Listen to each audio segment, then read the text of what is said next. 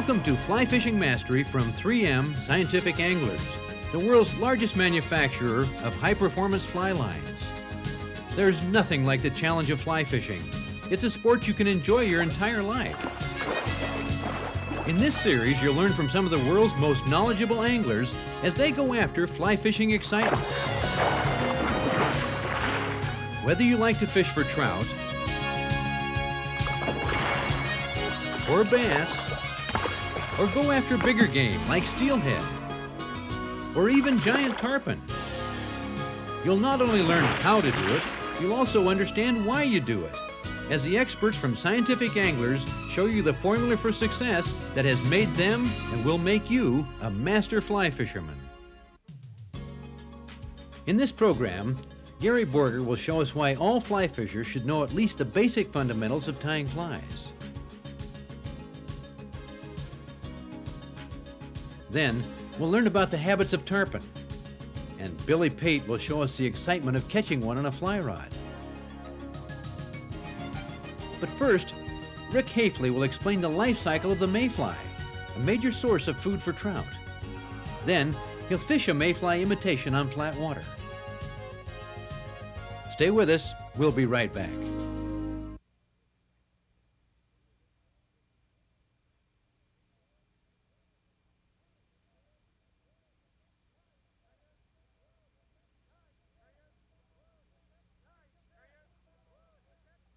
There he is. Nice fish. Woo, took that spinner just as it came down over his head. You got to get a good drag-free drift. And when you get hooked on a size 20, 22, you can pull them out real easily. Oh, that was a nice fish too. Woo! Flats are among the most exciting parts of a stream to fish, but they are also one of the most challenging places to fish. At times, fish can be surprisingly easy to catch, while at other times, flats equal frustration. But if you can learn to understand their anatomy, you can tip the odds in your favor. Flats are similar to riffles in depth, from 1 to 4 feet deep. But the surface of a flat is even and smooth, reflecting the smoother nature of its bottom. The current speed in a flat can vary from very slow, almost still, to relatively fast. Flats meet the needs of a trout for food and comfort, but unless they have weed beds or overhanging vegetation, they offer trout little security from predators. The shallow, clear water exposes fish to danger from above. Food is often concentrated in flats, making them energy-efficient places for trout to feed.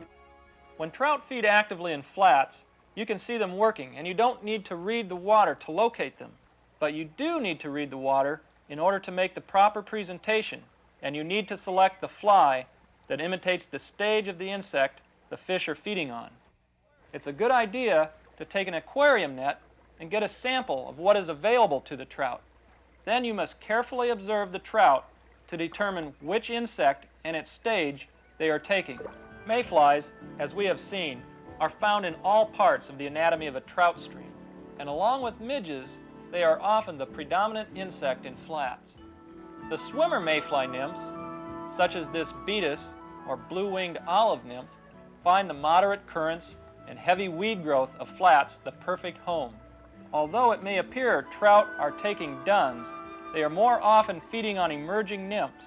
In fact, fishing a dry fly when the trout are on emergers is one of the most common mistakes of fishing flats. The next stage in the life cycle is the newly emerged mayfly called a dun. Duns look like tiny sailboats, and no matter the species, they will all have the same shape, although they vary widely in size and color. Look carefully at the color of the dun's underside. This is the side the trout see, and it's often a lighter color than the top. Duns ride the surface to dry their wings before they can fly away. Sometimes they will float a foot or two. However, on rainy and windy days, they may float as much as 50 feet. The rise form when trout are taking duns instead of emergers is more of a sipping rise than a head and tail rise, and a bubble is often left on the surface where the insect was. Mayfly duns that escape feeding trout fly to nearby vegetation, where they molt in a day or two into a spinner, the last stage in the mayfly's life cycle. The spinner is the sexually mature mayfly and can be recognized by their bright, clear wings. Males form the swarms that you see dancing over the stream, usually late in the afternoon and in the evening. Be sure to match your tackle to the conditions. A 5-weight line is an excellent choice for fishing flats when there's no wind. Matched with a leader of soft tippet material, in this case I have a tippet of 6X, 3 to 4 feet long, it's the perfect choice for getting the gentle presentations required on flats. I like to grease the leader from the butt to within a few inches of the fly to help suspend the fly in the surface film. When you're fishing flats, whether you're using a dun, a spinner, or a surface film emerger like I'm using now, you want to pick out the fish that you're casting to. You want to find a rising fish and pick out the largest fish that's rising if there's a group of them. You want to position yourself very carefully in flats too. You need to work above the fish carefully without spooking them, so you're casting downstream towards them at about a 45-degree angle. This will help your fly drift over them without any drag. Now, when fish are feeding near the surface, they have a very small window. This means they're only seeing the insects in a 2 or 3 inch area over them. This is a very energy efficient way to feed when there's a heavy hatch. But for the fly fisherman, it means you must get your fly exactly down that feeding lane to be effective. Cast that right down the feeding lane. He just took one right ahead of it. There he is! Boy, that downstream cast really pays off on these flats. That's a hot fish, goes over to the bank. Woo. Uh-oh. He's going over by those logs, branches, underneath those willows. Go down and get him.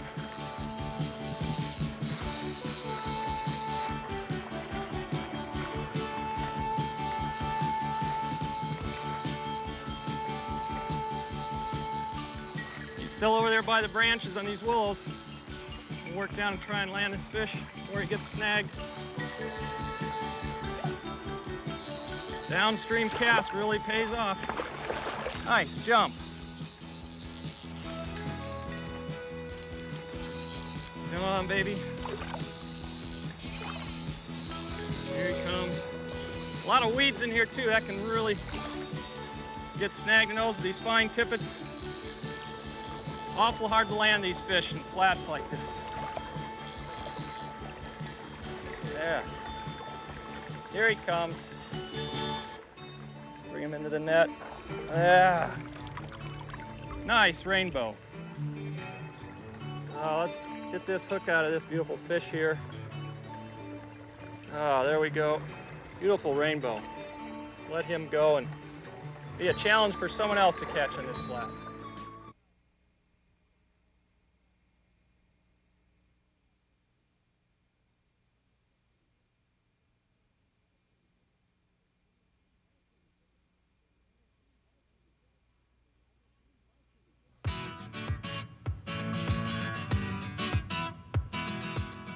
Flies can be tied to imitate almost anything a fish will eat. And there's no better hobby for a beginning or even an accomplished fly fisher than tying flies. The angler who is proficient at both fly fishing and fly tying will be better prepared to meet the challenge of today's heavily fished waters, or at least better able to select the best dressed flies in any fly shop.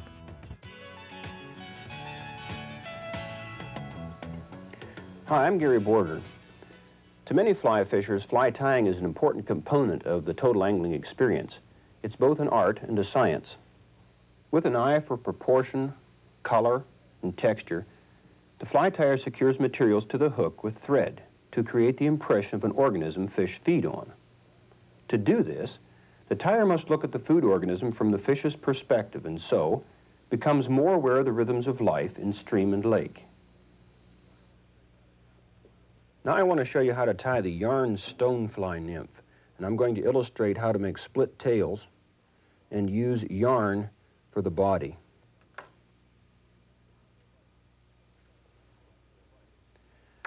This is a vise that uses a cam mechanism to lock the hook in. Just squeeze it shut like that. Notice that I'm using a long shank hook because the nymph has a long body.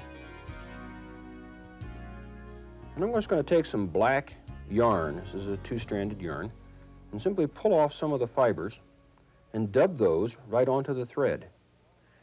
I'm going to use that small amount of dubbing to make a ball right at the back of the shank. Stoneflies have rather stiff tails, two of them that stick out one on either side, so I'm going to use these short, stiff fibers from the leading edge of a goose primary feather. And I'm going to tie them in, one on either side. Now, you have to use the pinch method to do this. Lay them in there, pinch the thread, and you can tie it right in against the side like that. Now you see the use for that little yarn ball. It spreads the tails so they stick right out to the side, just like those of the natural. Because stonefly nymphs generally spend most of their time on the bottom, I'm going to add some lead wire to this fly to help sink it. And I'll start just slightly behind the center of the shank and simply wrap the lead wire forward. When weighting flies, I normally use lead wire that's about the same diameter as the diameter of the wire in the hook shank. And make sure those ends are crimped in well. Then take your thread and run it through there back and forth a couple of times to make sure that that lead is secured so it doesn't slide around or turn or anything. And then we're going to tie this yarn in.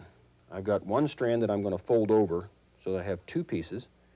And when I tie it in, rather than tying it in right at the back, I'm going to let it stick forward a ways. Wrap back to that ball, and then wrap forward right over that yarn. If you just tied it in at the back, you'd have a big lump back there, but by doing this, the body is the same dimension all the way forward. Now, when you wrap yarn, make one turn over the top, and then start to twist it. Each time you go around, give it a couple more twists. By doing this, the strands won't separate, and you'll get a nicely tapered body. Wrap forward about halfway. A stonefly nymph has an abdomen that's about half of its body length. The thorax is the rest. Once that's tied down, I'm going to take a section from a turkey feather that's been lacquered with head cement and allowed to dry. And it's very flexible, you can notice, and the fibers won't separate. I just cut that out and snip it off and tie that in for the wing case.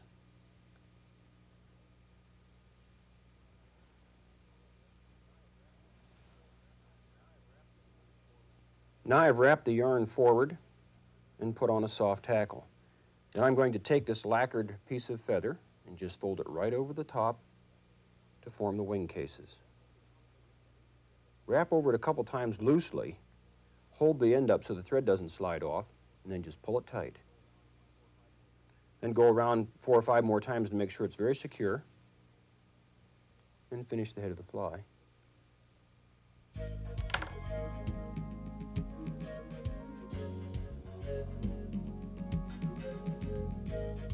And again, I always try to taper the head.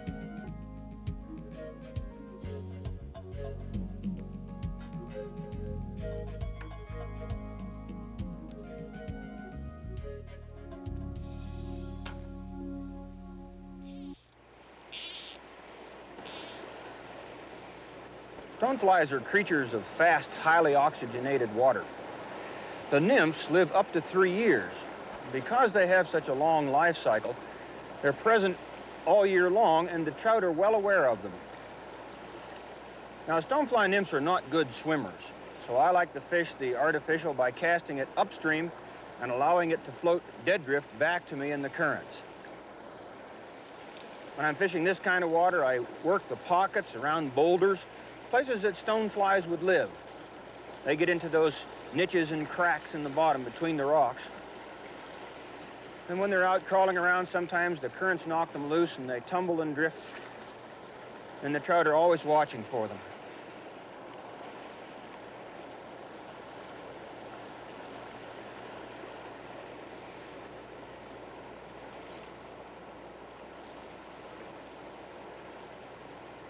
Fish on.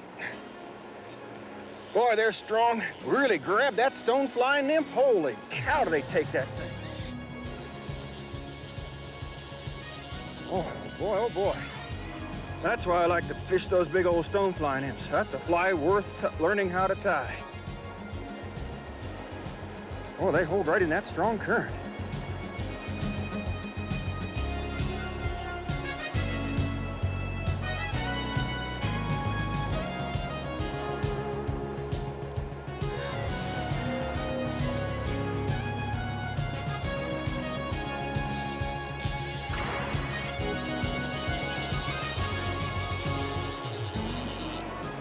All right, nice rainbow. Come on here, fish. Boy, it's catching nice fish like that that makes learning how to tie flies so worthwhile.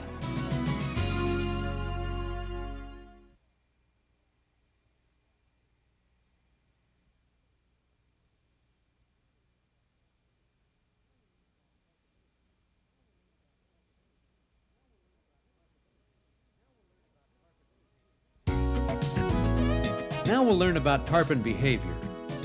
And Billy Pate will show us what it's like to land one with a fly rod. As with any sport, it's important to know your quarry as well as possible. Very little scientific research has been done on tarpon, and a lot more is needed. But here's what we do know about the Silver King. It might be hard to believe, but this baby tarpon could grow to a tremendous size. Billy's 1982 world record tarpon was a 188-pound giant caught on 16-pound test tippet. The all-tackle record is even bigger, 283 pounds. And there are probably some 300-pound silver giants out there somewhere. Tarpon have a streamlined profile. They're much thicker from top to bottom than they are from side to side. This shape is typical of fish which swim in short, high-speed bursts to capture their prey. Tarpon swim at speeds that can vary from around 2 miles to 5 miles per hour. Unless they're spooked, and then they can move much faster. For a big fish in such shallow water, tarpon can be very hard to see because they have a natural camouflage. Their backs are the same color as the dark patches on the bottom, and their silver sides reflect the colors around them like a mirror. Unless they roll or turn sideways, they're difficult to see. That's why you'll enjoy fishing the Keys, where their dark backs stand out against the light sand bottom.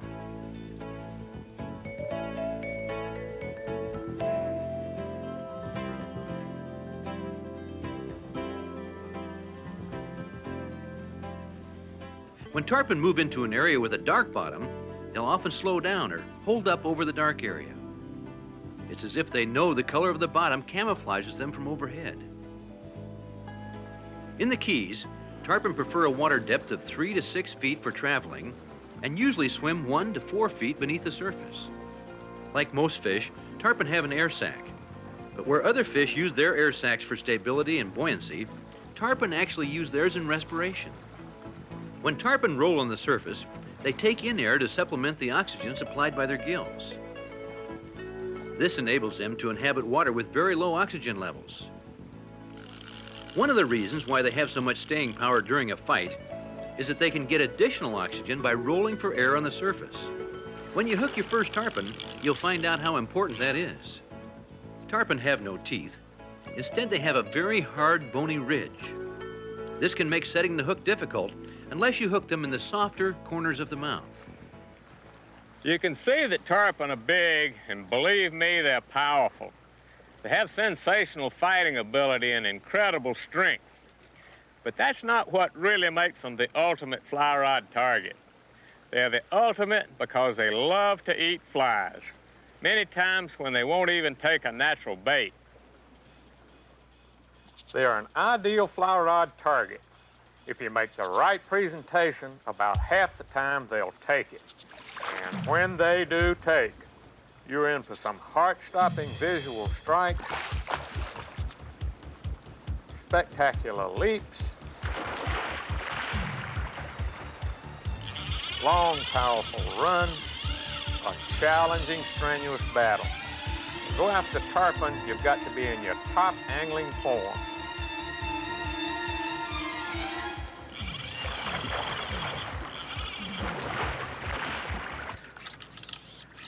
I can't get a good shot. One just laying there. Come on, eat it. Eat it. Eat it. Eat it. It's a good one. Let it go, Billy. Good fish. Still on? Still on. I'm gonna clear him. Clearing your line. All right, now we hit. Way to go, Billy. I think you got the medal in that one. Coming around, Billy. He may jump again here. He's trying to stay with the herd, and I'm trying to break him out. Got about 5 pounds of pressure on him. You still got fish with him, Billy. Got him. Whoop. He's still with fish, isn't he? Huh? He was still with some fish, I don't wasn't think he was. I'm gonna roll him back now. I'm pulling him back. I'm working on him now. I'm actually moving the fish back a little bit now. Not a real tough fish yet, but sometimes they wake up. Fish is going right. Coming into us a little bit. Right up on top of the water now. He's out about 50 feet right on top.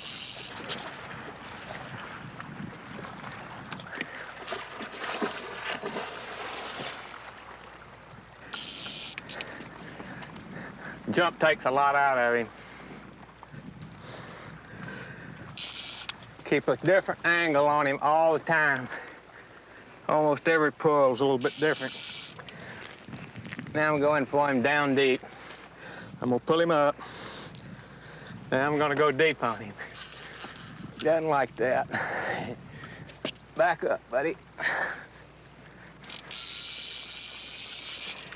Well, he's smart. He's learned to stay deep. I can't hurt him as bad when he's deep. We'll pull him up now and then try to back him. See me turn him over? Billy, I'm gonna take part of this net down here. We'll get him on his starboard side if we can. Okay. Screw the drag down a little more now and put about 6, 8 pounds on him. I think we got most of his jumps out. That's the only time he can really hurt us if he jumps. You can bring him in on this side, aren't you? Yeah, try to bring him in on this side. It's gonna be 5 minutes before I get him in, though. He's not quite ready.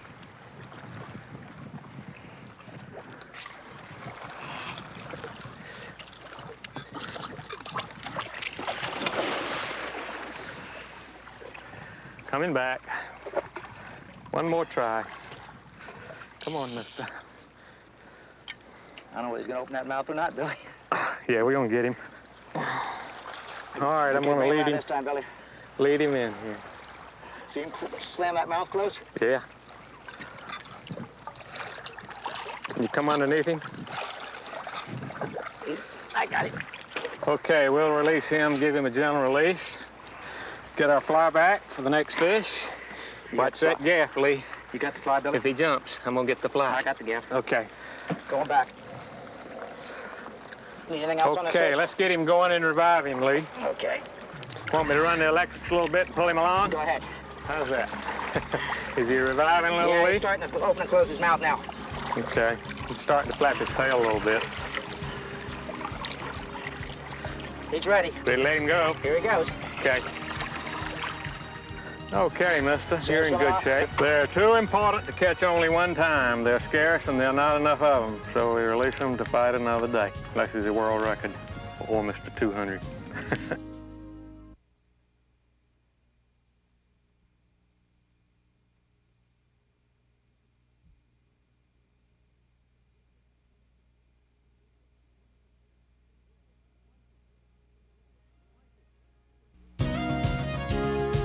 Fly fishing, it's a world of fun, learning, and excitement.